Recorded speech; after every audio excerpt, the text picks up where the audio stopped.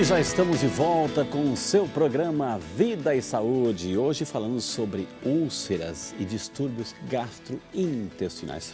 Você que está chegando agora, seja muito bem-vindo. Estamos com o Dr. Roberto Teixeira, portanto, uma personalidade internacional. Ele que é mestre e doutor em cirurgia do aparelho digestivo e também professor do Departamento de Cirurgia da Unicamp. Dr. Roberto está aqui respondendo as perguntas sobre úlcera. E você pode participar pelo telefone 19 3871 9620 ou vidasaude@rs21.com.br. Doutora, aqui tem muita gente perguntando, doutora, que tem perguntas aqui no e-mail chegando sobre remédios, né? Primeiro aqui a Jussara Massiroli. Olá, Jussara, Deus te abençoe, muito obrigado pela participação. E também a Isabel Baldina Purificati de Varreçaí, no Rio de Janeiro. Um grande beijo, Deus abençoe. O meu nome é Jussara, sou de Siderópolis, Santa Catarina. Queria saber qual o risco do uso contínuo do omeprazol. E também a Isabel, gostaria de saber se tomar omeprazol por muito tempo faz mal para o estômago futuramente. E junto com isso, doutora, assim, a gente pode colocar o uso crônico e contínuo dos anti-inflamatórios, respondendo a Isabel, a Jussara e tantas perguntas assim que estão chegando nessa linha, doutor.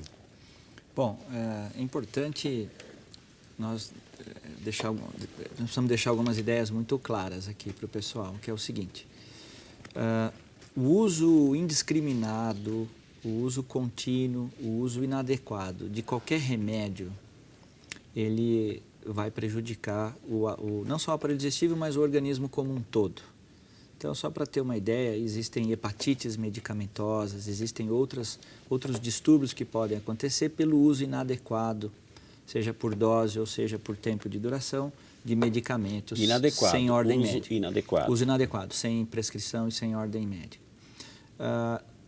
Eu acho que um tema importante que foi tocado pela telespectadora hoje talvez nós estejamos assistindo um certo uso excessivo de anti-inflamatórios.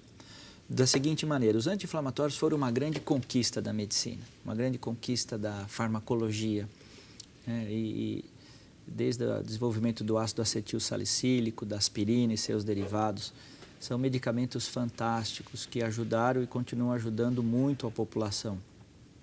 Mas assim, nós temos visto algumas indicações, até por automedicação, que são complicadas, são um pouco potencialmente perigosas. Então, por exemplo, pessoas que fazem uma atividade física, que treinam, que vão à academia e que fazem às vezes um treino muito pesado de corrida, de musculação, e eles têm uma dor no corpo mesmo, até pela respiração celular que acontece, respiração anaeróbica, produção de ácido lático. E tem muita gente, algumas pessoas pelo menos, tomando cronicamente anti-inflamatórios para o alívio disso aí. Isso aí não é recomendável, isso pode aumentar a incidência de gastrite, de erosões e de úlceras no aparelho digestivo. Então, nós precisamos tomar cuidado com o uso indiscriminado de anti-inflamatórios. Okay. Por outro lado, o omeprazol, da família desse medicamento, chamados inibidores de bomba de prótons, eles são medicamentos usados no tratamento de úlcera e gastrite. Porque o que ele faz? Ele bloqueia, ele inibe a junção entre o íon hidrogênio, o H, com o ânion Cl, que é o cloro, para formar o ácido clorídrico. Então, eles são inibidores da formação da acidez no estômago.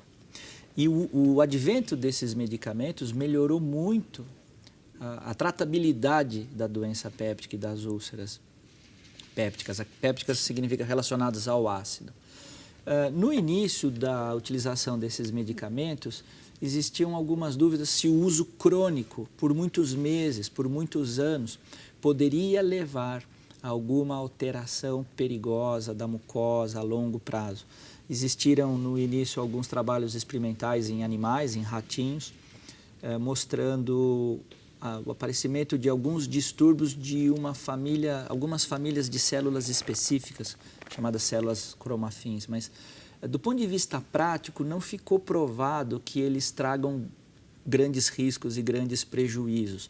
O grande problema desses remédios tomados sem prescrição e sem acompanhamento médico, eles podem mascarar uma doença mais grave, porque eles são tão potentes que eventualmente eu posso tomar um remédio para uma dor que eu tive no estômago. Passador, mas por baixo está... Eu tenho um tumor e eu vou achar que eu fiquei bom e eu não vou ao médico, eu não faço uma endoscopia e não me cuido. Isso prova que outro dia fizemos um programa sobre automedicamento, automedicação, e você viu hoje, o doutor está falando, né?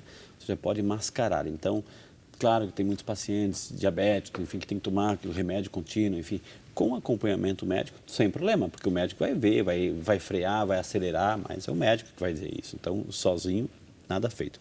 Doutor, vamos lá para Nova Veneza, Criciúma, Santa Catarina, quem representa a cidade, nosso amigo Elisandro Rocha. Um grande abraço, Elisandro. Está parabenizando pelo programa, obrigado.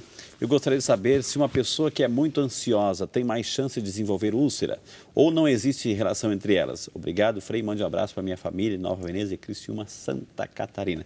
Daí, doutor, ansiedade e úlcera, é um casamento perfeito ou não combina aí, doutor? Tem tudo a ver, né? Tem tudo a ver. Já tem aquilo que a gente explicou no bloco anterior, que é essa relação entre o estado psicológico, psicossomático e a produção e o equilíbrio dessas enzimas digestivas. Mas também tem muito essa coisa, o ansioso come mal, come rápido, não mastiga, come em pé, come falando ao celular. Então ele não faz da refeição o ritual que ela deveria ser. A digestão começa na boca, na mastigação e na salivação. A saliva produz substâncias importantes que vão dar início ao processo de digestão. Hoje nós comemos comida preparada, já liofilizada, congelada, reprocessada, enlatada, já vem mastigada, moída. Trans e com aí vai. E aí vai. E nós comemos de maneira muito rápida. E nós tomamos muito líquido durante as refeições. Isso que eu ia perguntar, é proibido, doutor? Não, não é recomendável? Muito líquido não, porque nós vamos diluir aquelas enzimas que foram produzidas em quantidade adequada para fazer a digestão daquela refeição. Ou seja, o estômago já tem aquele suco preparadinho. Perfeito. Já para quando recebe o alimento já trabalhar. Se eu coloco líquido, é como colocar água no leite, eu vou diluir, né? Exatamente. Vai diluindo, vai pode diminuir a potência dessas enzimas que vão ajudar muito na digestão. Então eu vejo que a refeição como era antigamente, a refeição familiar, a refeição ou em casa, com alimentos preparados ali na hora, alimentos frescos, evitar, sempre que possível, comer os alimentos frescos, frutas frescas, e uma refeição onde exista um tempo razoável para que a gente possa comer em silêncio. Né? Para não ficar, porque você está comendo e conversando, você acaba engolindo muito ar também. Isso distende muito o estômago. Quando come e começa a discutir, né, doutora? Assim, muitas famílias, infelizmente, têm esse hábito de, na hora do café, do almoço, da janta, aproveitar quando está todo mundo e começar a cobrar, acusar, brigar. Aí é pior ainda. Ou falar pelo celular enquanto se come. Isso é muito complicado. Esse é o Vida e Saúde. Vai ligando, vai participando, gente. Vai participando aqui. Se você acha que o Frei não fez aquela pergunta, gostaria de fazer aquela pergunta, faça então. Eu não sei qual é a sua pergunta, então vai fazendo, vai participando, com a graça de Deus.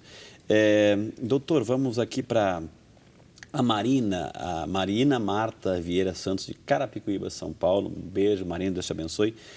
Quando ela está dormindo, vem um suco gástrico no nariz e na boca. Gostaria de saber qual é o procedimento, pergunta a nossa amiga Marina, doutora. Então, esse é um sintoma que pode ocorrer nos casos do refluxo gastroesofágico, de uma variante, de uma forma, que é o refluxo noturno. Então, existem pacientes, principalmente aquele paciente que já tem uma propensão a ter o refluxo, porque a válvula não é muito competente, não é muito firme. Então, esse paciente, se ele se alimenta de maneira copiosa antes de dormir, come bastante, bebe muito líquido e vai imediatamente deitar para dormir, durante a noite, durante a madrugada, esse líquido pode voltar e refluir. Então, muitos pacientes vão acordar de manhã cedo com tosse, com pigarro, com rouquidão, com sinusite crônica, crianças com otite crônica, e aí vão investigando isso aí, vão achar que pode ser um problema de alergia, o tempo que mudou, vai muitas vezes investigar uma causa específica da cavidade orofacial, quando na verdade isso é um sintoma de um refluxo gastroesofágico que não foi bem diagnosticado e estudado.